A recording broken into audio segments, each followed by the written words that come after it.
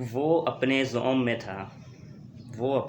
میں تھا بے خبر رہا مجھ سے، وہ اپنے زوم میں تھا بے خبر رہا مجھ سے، اسے معلوم بھی نہیں میں نہیں رہا اس کا۔ دوسرا شعر، مسکرائے ہم اس سے ملتے وقت، رونا پڑتے اگر خوشی ہوتی کہ۔ اور تیسرا ہے وہ وہی والا علامہ اقبال کا شعر تھا کہ تجھ کو سناتا ہوں میں تقدیر امم کیا ہے، شمشیر و سینہ اول طاؤس و رباب آخر۔ جب عمر رضی اللہ تعالیٰ عنہ نے خلافت کو وسیع کیا، تیر جو بر اعظم وسیع حد تک بر اعظموں تک ہماری حکومت پھیل گئی، مسلمانوں کی حکومت پھیل گئی۔ ہم تو برائے نام کے مسلمان رہ گئے نا۔ تو جب مسلمانوں کی حکومت اتنی پھیل گئی نا، ایک بندہ جاتا تھا تلوار اس کے ہاتھ میں، ٹھیک ہے، گھوڑے پہ بیٹھتا تھا، وہ چلے جاتا تھا، اور جا کے جو جس ملک کو فتح کیا ہوتا تھا اس کے بادشاہ کے دربار کے اندر جو قالین بچھا ہوتا تھا اسے چیرتا ہوا جاتا تھا، پھر ایسے وہ نیزہ ایسے لگاتا تھا اس کے قالین کے ساتھ، وہ چیرتا ہوا بادشاہ کے دربار میں پہنچتا تھا، اسے کہتا تھا لاؤ بھائی لا کے رکھو ادھر جزیہ دو ہمیں، جزیہ دو۔ ایک بندہ جاتا تھا صرف، پوری سلطنت اس کے آگے جا کے پھر جزیہ رکھ دیتی تھی۔ یہ اس وقت کا جب مسلمان عروج پہ تھے، جب مسلمانوں کے ہاتھ میں قرآن تھا، ایک اللہ کے ماننے والے تھے، ایک اللہ، ایک رسول کے، ایک اسلام کی پیروی کرنے والے تھے، فرقوں میں نہیں بٹے ہوئے تھے اس وقت۔ اور پھر آہستہ آہستہ کیا ہوا، دو بندے جانے لگ گئے، پھر وہ اپنا جس طرح یہ ٹبر اپنا نواز شریف وغیرہ، یہ زرداری خاندان اپنا پورا ٹبر باہر لے کے جاتے تھے سرکاری دوروں پہ، سرکاری عوام کے پیسے کے کھاتوں سے باہر لے کے جاتے، اسی طرح وہ لے کے جانے لگ گئے۔ انہوں نے کہا چلو دوڑو، اسی نہیں دینا جزیہ۔ پہلے یہ ہوتا تھا کہ جب خالد بن ولید رضی اللہ تعالیٰ عنہ جب کسی علاقے کو فتح کرتے تو، اور باقی مسلمان سپہ سالار بھی، تو وہ دو باتیں کہتے ہیں ان سے، کہ دو باتیں ہیں بھئی ہمارے، کہ یا تو اسلام قبول کر لو یا جزیہ دو باتیں، اگر جزیہ نہیں دینا ہمارے سے جنگ کرو۔ اور پھر جنگ بھی یہ کہتے تھے کہ جنگ بھی تم اس قوم کے ساتھ کرنے جا رہے ہو جسے موت سے اتنی ہی محبت ہے جتنی تمہیں زندگی سے محبت ہے، یہ باتیں کرتے تھے۔ اور پھر یہ تین باتیں کہتے تھے کہ یا جزیہ یا اسلام قبول کر لو، سب سے پہلی بات اسلام قبول نہیں کرنا، ٹھیک ہے، ہمیں جزیہ دو، ہماری اطاعت میں آ جاؤ، ہم تمہاری حفاظت بھی کریں گے اور تمہیں کوئی نقصان بھی نہیں پہنچائے گا۔ اور تیسری بات، اگر یہ دونوں باتیں نہیں ماننی پھر ہم سے جنگ کرو۔ پھر یہ تین باتیں ہوتی تھیں، اس طرح اسلام پھیلا، صرف طاقت کے زور پہ نہیں، مسلمانوں کی عدل کے زور پہ، عدل جو مسلمانوں نے کیا اس کے زور پہ۔ جب ہمارے قاضی بکتے نہیں تھے ان کے ہاتھوں، ٹھیک ہے، بکتے نہیں تھے لوگ، جب وہ عدل کرتے تھے۔ بادشاہ کو بھی ایک دفعہ ایک بادشاہ نے کسی معمار کا، جو مستری مزدور ہوتے ہیں، ان کا ایک ہاتھ کاٹ دیا، وہ مزدور چلا گیا قاضی کی عدالت میں، قاضی نے کہا جی بلاؤ بادشاہ کو، بادشاہ آیا، وہ بندہ بھی سامنے کھڑا تھا جس کا ہاتھ کٹا تھا۔ بادشاہ نے جب فیصلہ سنایا، اس نے کہا بادشاہ کا ہاتھ کاٹ دو، بادشاہ کا ہاتھ کاٹ دو، قاضی نے فیصلہ دیا بادشاہ کا ہاتھ کاٹ دو۔ تو اس پر وہ جو معمار تھا، وہ جو مزدور تھا، اس نے چیخ ماری اور کہا کہ نہیں، میں معاف کرتا ہوں بادشاہ کو بغیر کسی خوف اور دباؤ کے۔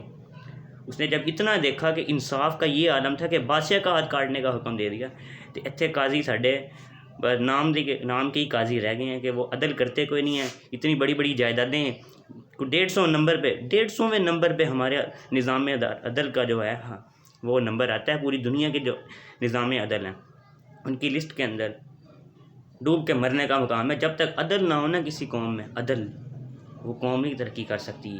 ظلم کا نظام چل سکتا ہے لیکن کفر کا نظام جو ہے وہ چل سکتا ہے، کفر کا، یورپ میں دیکھ لو، کفر کا نظام ہے لیکن چل رہا ہے، لیکن ظلم کا نظام نہیں چل سکتا۔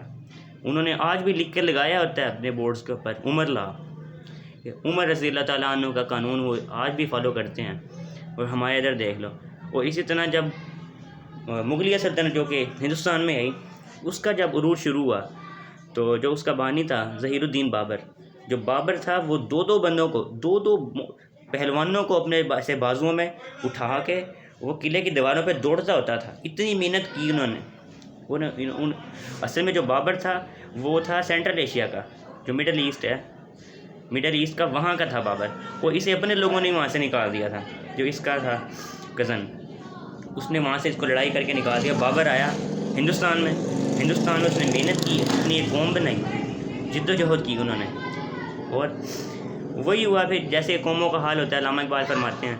تو پھر جب بہادر شاہ ظفر آیا، اینڈ پہ بیٹھ کے وہ بانسری بجا رہا تھا، پھر یہ ہوتا ہے قوموں کا حال۔ جب آپ غلام ذہنیت ہو جائے آپ کی، آپ کہہ رہے ہیں کہ بس جو انگریز کہنا وہ یہ کرنا، پر یہی ہوتا ہے آپ کا حال۔ پھر وہ آپ کو پھر قید کر کے رنگون بھیج دیتے ہیں، جس طرح بہادر شاہ ظفر کو بھیجا تھا، وہ ساری زندگی جو جیل میں مر گیا وہاں پہ برما میں۔ یہ ہوتا ہے جب آپ اسلام کو چھوڑتے ہیں، جب آپ رولز کو فالو نہیں کرتے، یہ ہوتا ہے آپ کے ساتھ پھر۔ اور اس کے علاوہ سقوط ڈھاکہ میں بھی جو ہوا 71 میں جو انہوں نے کیا، وہ تو ایک الگ داستان ہے نا، کہ جو 80 لاکھ مسلمانوں کو وہاں جا کے مارا گیا، جس نے مارا اپنے لوگوں کو شہید کیا، اب یہاں پہ بھی اپنے ہی لوگوں کو مارا جا رہا ہے۔ یہ تو نہیں چلے گا، اپنے لوگوں کو نہیں مارنا چاہیے کبھی بھی۔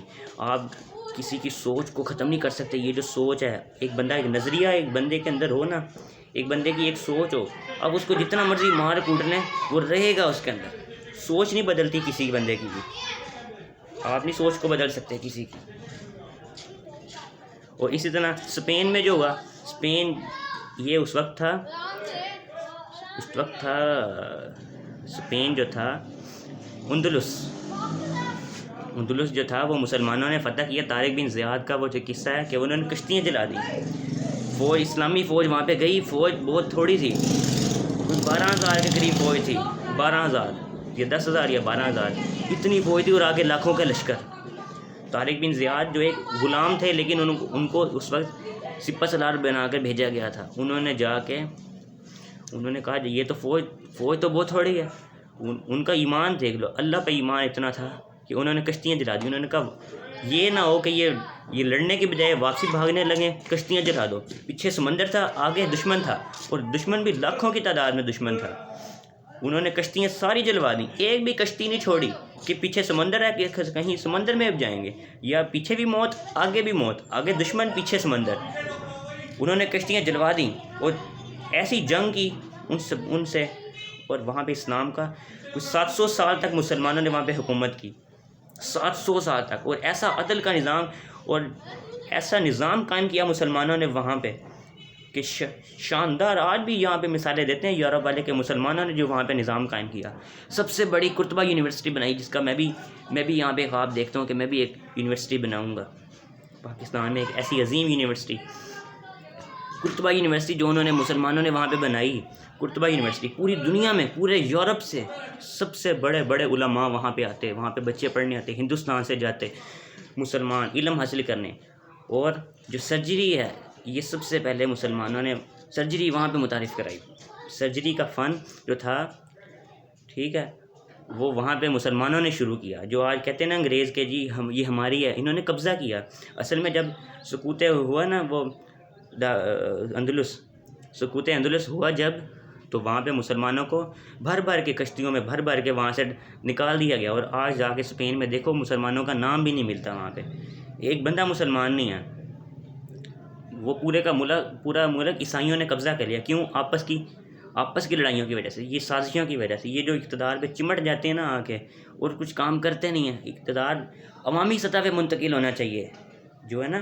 ایک ہے آپ کا اتنا بڑا پاکستان ہے، اس کو آپ نے 4 صوبوں میں یا 5 صوبوں میں بدلا ہوا ہے، وہ بے شرمی کی انتہا ہے۔ آپ جا کے یورپ میں دیکھیں، ایک ہمارے چھوٹے چھوٹے ڈویژنز میں بدلا ہوا ہے انہوں نے ملک کو۔ ایک شہر اب پنجاب ہے، پنجاب کو چھوٹے ضلعوں میں بدل کے اختیارات نیچے تک منتقل کرنے چاہیے، تاکہ جو عوامی نمائندے ہیں وہ منتخب ہوں۔ یہاں پہ عوامی لوگوں کو منتخب ہی نہیں ہونے دیا جاتا، اوپر ہی نہیں آنے دیا جاتا۔ جب تک اختیارات نچلی سطح تک نہیں آئیں گے، ایک عام بندے کو جب تک اختیارات نہیں ملیں گے، وہ اپنے علاقے میں کام نہیں کرائے گا، ترقی نہیں ہو سکتی۔ آپ یہ لکھ لیں، ترقی نہیں ہو سکتی۔ ایک بندہ اگر کہ نا میں پنجاب کا وزیر اعلیٰ بن جاؤں اور میں پنجاب نوں میں جی وہ کر داں گا، تو کر داں گا، نہیں کر سکتے آپ۔ جب تک آپ لوگوں کو اعتماد میں نہ لیں، لوگوں کا آپ کے اوپر اعتماد ہی نہ ہو، آپ کیسے کر سکتے ہیں؟ یہ نہیں آپ کر سکتے۔